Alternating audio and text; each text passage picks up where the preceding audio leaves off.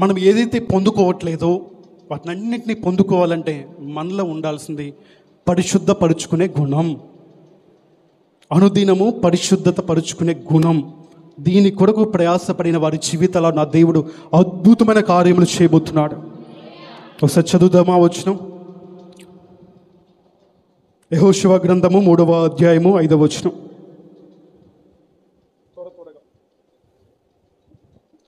అసలు పరిశుద్ధత కలిగి ఉంటే మన జీవితాల్లో ఎటువంటి ప్రయోజనాలను చూడగలం.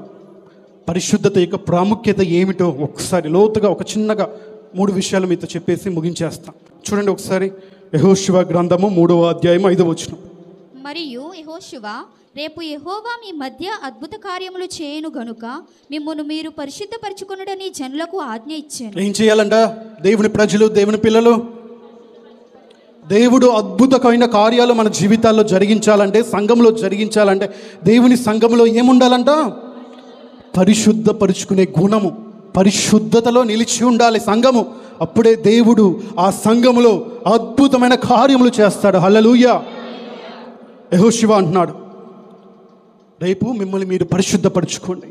దేవుడు మీ జీవితాల్లో అద్భుతమైన కార్యములు చేయబోతున్నాడు. ఏంటి తెలుసా అద్భుతమైన కార్యము? యోర్దాను నదిని దాటారంట, ఆడిన నేల మీద నడిచారంట. హల్లెలూయా.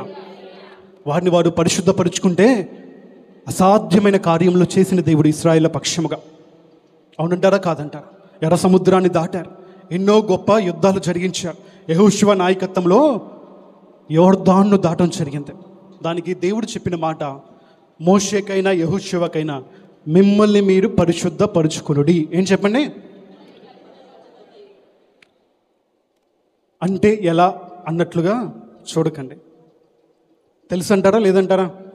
మిమ్మల్ని మీరు పరిశుద్ధపరుచుకొనుడి అంటే ఎలా పరిశుద్ధపరుచుకోవాలో మనందరికీ తెలిసిన విషయమే. లేదు తెలీదు అంటే మళ్ళా వచ్చే వారం మీతో మాట్లాడతాను. దేవుడు మన కొరకు పరిశుద్ధపరచబడడానికి ఎటువంటి సాధనాలను ఇచ్చాడు, ఎలా పరిశుద్ధపరచబడతామో తెలీదు అంటే చేతులు ఎత్తితే నేను వచ్చే వారం ఈ విషయమే మాట్లాడతాను. లేదు నాకు తెలుసండి అంటే దేవుని చిత్తం. అదొకటో ఇదొకటో, ఏదో ఒక వైపు తల ఊపండి. తెలుసో తెలీదో రెండు వైపులా చెప్పాలి కదా. మిమ్మల్ని మీరు పరిశుద్ధపరచుకోండి అని యెహోషువ తన జనులకు సెలవిచ్చాడు. సెలవిచ్చిన తర్వాత సిద్ధపడ్డారు. సిద్ధపడిన తర్వాత యాజకులు మందసమును మోసుకొని వెళ్తూ ఉంటే యోర్దాను 2 పాయలై ఆడిన నేల మీద ప్రజలందరూ నడిచి వెళ్ళారంట. హల్లెలూయా. అద్భుతమైన కార్యమా కాదా? మరి అద్భుతమైన కార్యాలు చూడాలంటే సంఘంలో ఏముండాలి? ఎన్నటెన్నటికి పరిశుద్ధతయే అనుకూలం. హల్లెలూయా. దేవుని పిల్లలకు, పరిశుద్ధులకు తగినది ఇది. అది మాత్రమే, పరిశుద్ధత మాత్రమే. హల్లెలూయా. పరిశుద్ధుల మధ్య దేవుడు అద్భుతమైన కార్యములు జరిగిస్తాడు. వారందరూ కూడా కానానుకు వెళ్ళటానికి దేవుడు మార్గాన్ని సరళం చేశాడు. అక్కడ ఉన్నటువంటి కానాను నివాసులందరినీ కూడా చెదరగొట్టేశారు యోర్దాను దాటిన తర్వాత. మనం కూడా అంతే. ఎప్పుడైతే విశ్వాసంలో రక్షించబడి బాప్తీసం పొంది దేవుని సన్నిధిలో పరిశుద్ధపరచబడిన గుంపులో ఉంటామో మనం చేయవలసింది మన యొక్క అవయవాలలో దేనిని పాపమునకు దాసులుగా అప్పగించకూడదు, నీతికి సాధనములుగానే అప్పగించాలి. అప్పుడు మాత్రమే మనము మన కొరకు దాచి ఉంచిన మేలుని పొందుకోగలం.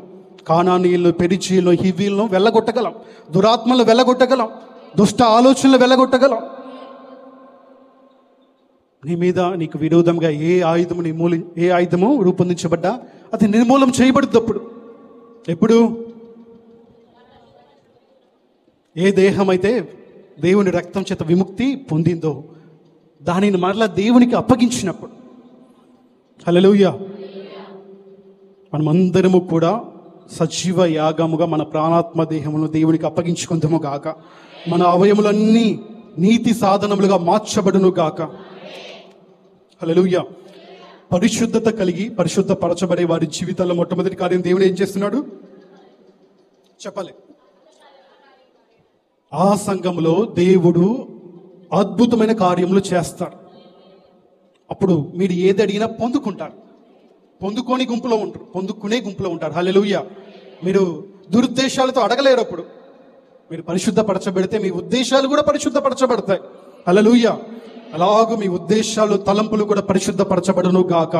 దేవుడు ఉద్దేశించిన అద్భుతమైన కార్యములు మీరు పొందుకుందురు గాక.